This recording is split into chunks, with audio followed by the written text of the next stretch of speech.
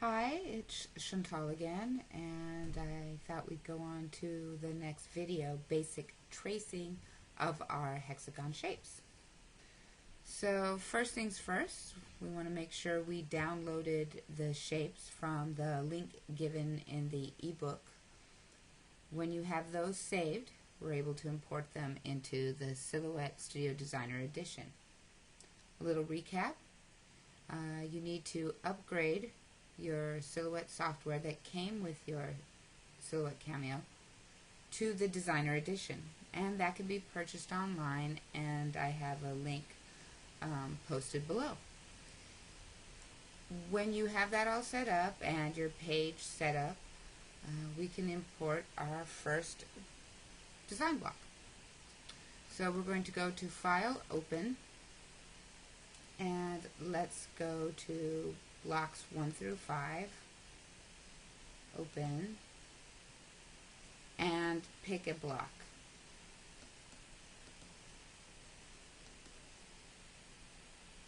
Let's go ahead and pick up, I guess, block 4, Lorraine.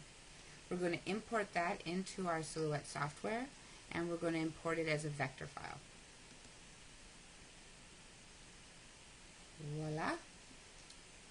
We now have the actual pattern displayed on our mat so that we can trace it. So here's what you've all been waiting for.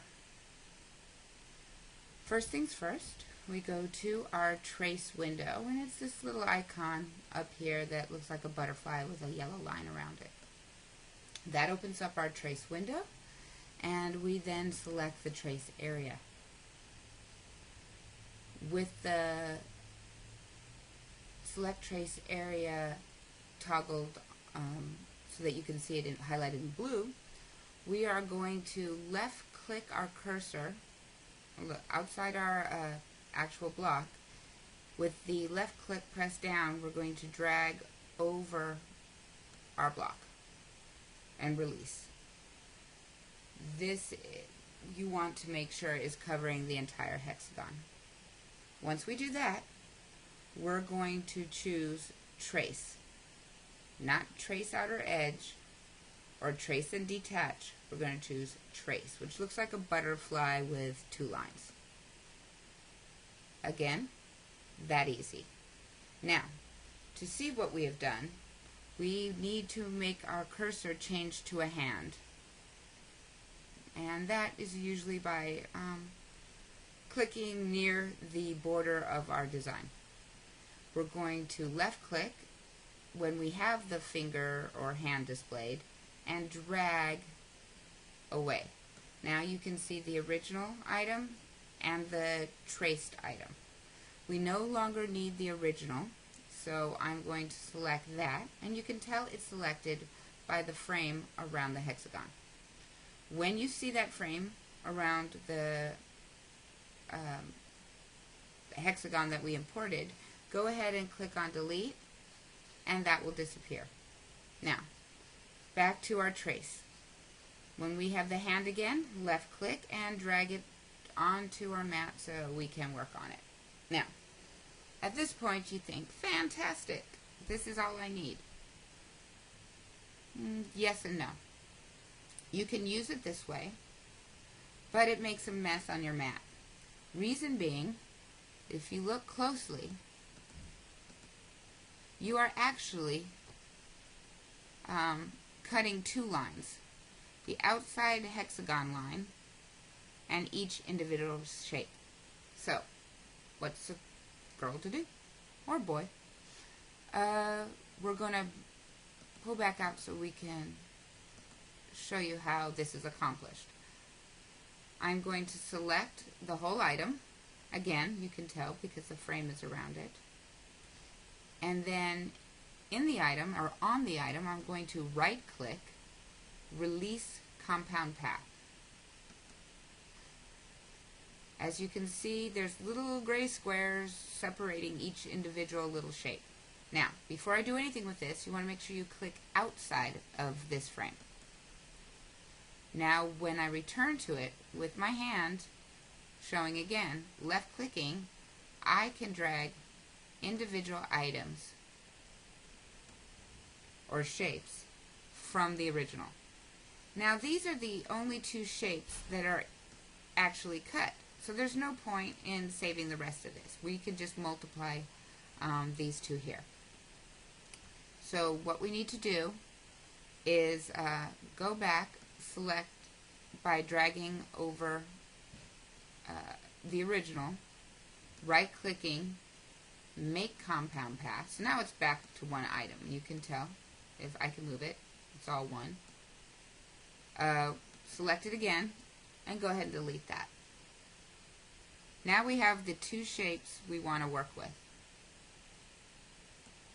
This basic half hexy shape and this triangle shape.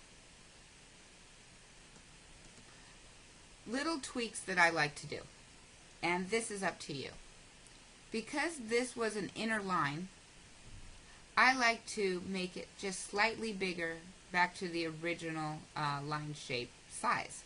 And I do that, even though it's not necessary, but continue or do as you want to go on. If you're going to adjust it, always adjust it. If you're not going to adjust it, leave it the way it is. But all the shapes have to be the same. So, if you wanted to adjust it, you would select the shape, and then we're going to our offset window. In the offset window, I'm going to click on offset. I'm going to click on corner, and I am going to offset it by 0.02 of an inch. So it's very, very tiny. And go ahead and apply it. Because I did that, I'm going to click outside of the selected shape. And let me blow this up so you can see it better. You can see how tiny I increased it. But I can click on the inner shape, drag that away, select it again, and delete. So now this shape is just that much bigger, and that's what I like to work with. Again, you do not need to do that, but whatever you do, make sure you do it for all the shapes. So now we have to do it for the triangle. Again, offset, select offset, corner, and 0.02. Apply. Okay, so you can see it here, and when I select the outside the box, I can go ahead and remove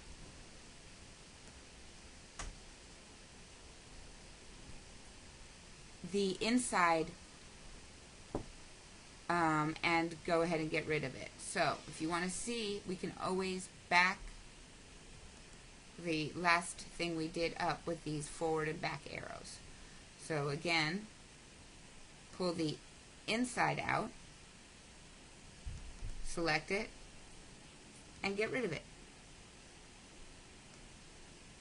Now we have our two shapes again. I'm going to pull out and work with these.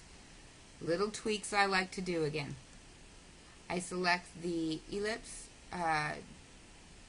button, or icon, and if you hold the shift key down while you drag diagonally, it will create a perfect circle and release.